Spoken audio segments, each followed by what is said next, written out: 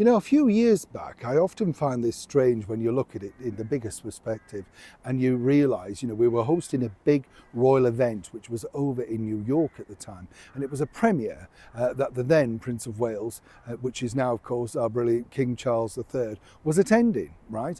And it was a big, big event. And as I say, there were sort of all sorts of dignitaries there and people like that. And you think, oh, wow, And because I'm British, they kept saying, will we be allowed to do this? Will we? And I don't know. Because of course, if you know royal protocol, you know that you can't have that conversation with someone until they speak to you. And I've met many people, of course, who met the brilliant late Queen Elizabeth. And, the conversation is instigated by them. So if she said, for instance, are you in a play or a musical or, the royal variety, whatever it was, you could have that conversation as long as she instigated it. If she just said, oh, lovely to meet you, well done, and moved on, that was, you couldn't just butt in and say, by the way, I've been standing here an hour, I think we should have a chat. It wasn't the deal, right?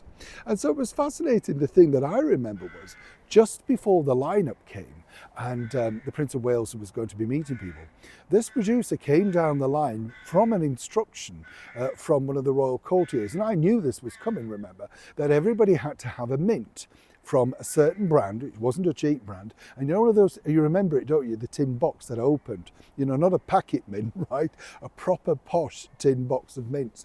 And every single person that was going to be either meeting or greeting the Prince of Wales had to have a mint because he couldn't have any odours presented to him. I thought this was fascinating, because of course people may have had a swig of coffee or indeed a drink, or maybe they'd eaten garlic or something like that.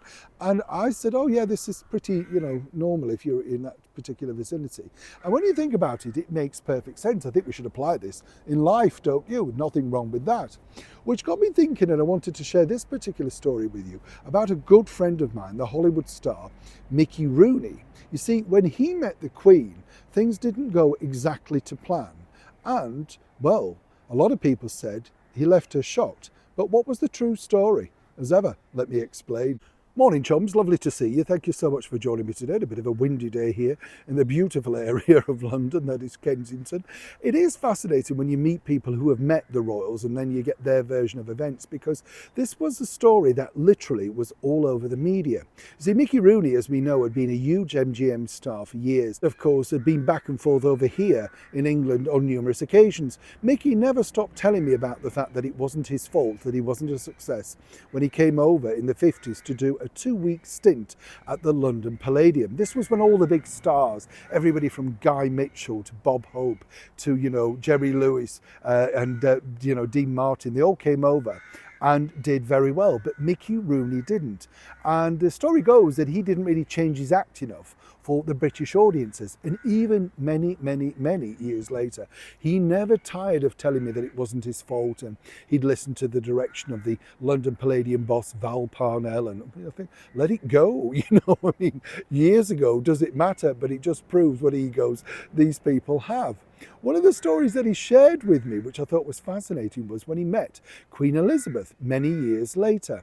And you see, it was at a big sort of royal function, and he was over here appearing in the musical Sugar Babies, which was a big success at the Savoy Theatre alongside the brilliant tap dancer and MGM star Anne Miller.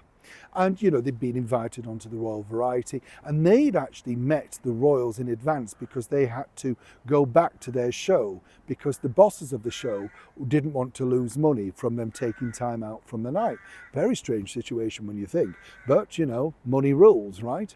Well, Mickey told me that when he finally met the Queen at a garden party, he took the liberty of kissing her hand, and literally everybody gasped, right? It's like, now, this has happened before, not the hand kissing, but from another colleague and friend of mine, the brilliant late comic Sir Norman Wisdom. You see, when he was going down to the investiture to collect his gong, he tripped up deliberately because this was part of his act. And that really made the Queen laugh because she loved him, right? But apparently when Mickey took her hand and kissed it, literally everybody didn't know what to do because he'd taken a liberty. And I asked him, well, why had he done it? And he honestly, and I believe him, he said, he was talking away and you know, she was being very nice and polite and everything like that. And he said he was so overawed. He said, in the moment that, you know, it came for the goodbyes and everything like that, he said he just kind of, it was just a novel thing. He just did it. And he knew, he said, when he was doing it, that stop it, but he didn't know what to do. And by that point, you know, he then wanted to apologise for being improper and all that. And apparently the word got back, oh, don't worry, you know, the Queen, no, don't worry about that. She's not offended, all that sort of stuff. But of course, inadvertently, this got headlines around the world. And remember, there were lots of other big stars there. Now, I'm not quite sure whether I believe Mickey's version of events. Was he simply looking for more headlines, or indeed did he simply forget royal protocol? I'd love to know what you think, knowing the fact that, of course, Mickey, as I say, was an elder star at that point, battling for some of the headlines from some of the young bucks that had also been invited. Either way, it made sure the day after that Mickey Rooney landed the front pages of all the national newspapers. Clever or what? Neil Sean, Kensington, London.